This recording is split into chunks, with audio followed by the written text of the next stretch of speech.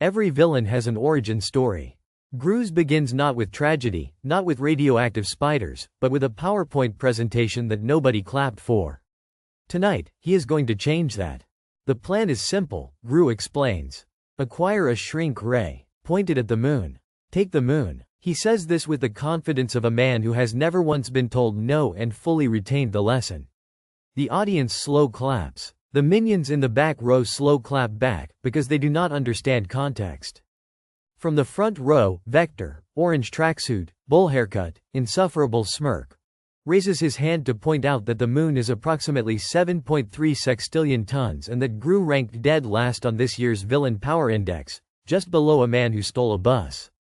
Gru writes this down, not to remember it, to burn it later. Gru storms home to his crooked black house, which looms over the cheerful pastel neighborhood like a storm cloud that forgot to move on.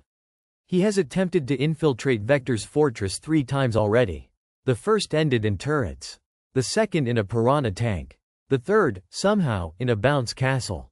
He does not discuss the bounce castle. Below the crooked house, the lab stretches for what appears to be several city blocks. All orange industrial lighting, catwalks, rockets in various stages of assembly, and roughly 4,000 minions at workstations doing tasks that may or may not be related to science. Gru descends the hidden staircase the way a king descends to his throne room, which is to say slowly, and with more pointing. Dr. Nefario putters alongside on his mobility scooter, explaining the shrink ray specifications at a volume designed for someone who cannot hear. Which is Nefario himself. He presents blueprints. He presents cost projections. He presents, by accident, a recipe for banana bread he has been carrying since 2003. The minions take notes on all 3 equally. The problem, as Nefario eventually clarifies while driving his scooter into a support pillar, is the shrink ray. It already exists. It was built by someone else. It is currently locked inside Vector's impenetrable gleaming white fortress across town. And Vector is not going to simply hand it over. Gru smiles the smile of a man assembling a very stupid plan. The next morning, 3 girls appear at his front door. This is not part of the plan. Miss Hattie's Home for Girls has delivered Margot, Edith, and Agnes via a clerical error involving a minion named Kevin who was not supposed to be filing paperwork and absolutely knew that. Agnes looks up at him with eyes the size of dinner plates and says his house is the most beautiful thing she has ever seen. She then immediately asks if the downstairs toilet is a horse. It is not a horse.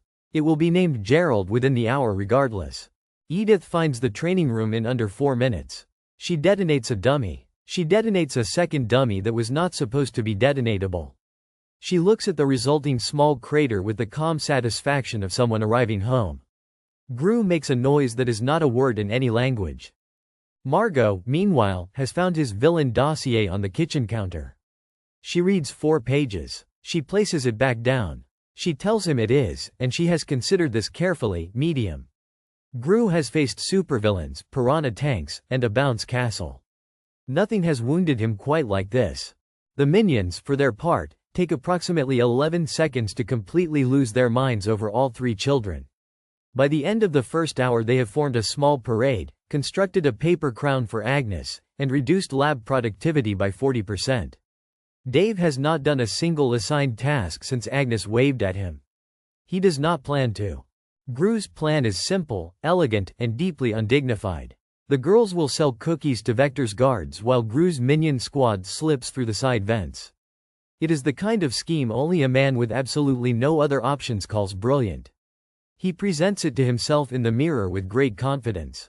The cookie operation works, which is the most surprising thing that has ever happened to Gru. Agnes's enormous sincere eyes apparently short-circuit Vector's guards the same way they short-circuit everyone. The minions retrieve the shrink ray. For approximately 45 seconds, everything is perfect. Then Vector fires a squid launcher at Gru's escaping rocket, and the shrink ray is gone. Worse, the girls are taken as leverage. Gru lands back in the lab holding nothing. The minions look at him. He looks at the empty space where his victory should be. Something unfamiliar is happening in his chest, warm, structural, impossible to dismiss. With the launch window open and the rocket prepped, Dr. Nefario argues logistics. The minions argue nothing intelligible but feel very strongly about it. Gru is halfway through a speech about villainy and legacy and the moon when Agnes's voice crackles over a stolen communicator, small and matter-of-fact, asking if he remembered to feed the dog. He did not have a dog before this week. He turns the rocket toward the fortress. The assault is magnificent, disastrous, and somehow both at once. Edith defeats 3 turrets by simply doing what she was going to do anyway. Margot hacks a security panel using Gru's own villain manual against him.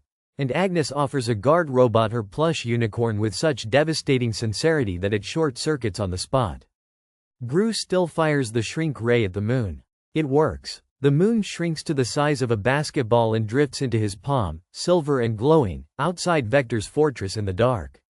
This is the moment he has planned for his entire life. It feels considerably smaller than he expected, in every sense. Agnes asks if she can hold it. He gives it to her without hesitating. She says it's pretty. It is, actually, pretty. Gru stands up slowly, surrounded by 3 exhausted children and approximately 600 minions, and looks at the space where the moon used to hang in the sky. He has stolen the moon. He has also, somewhere between the cookie operation and the communicator and the dog he still hasn't fed, stolen something considerably harder to put back.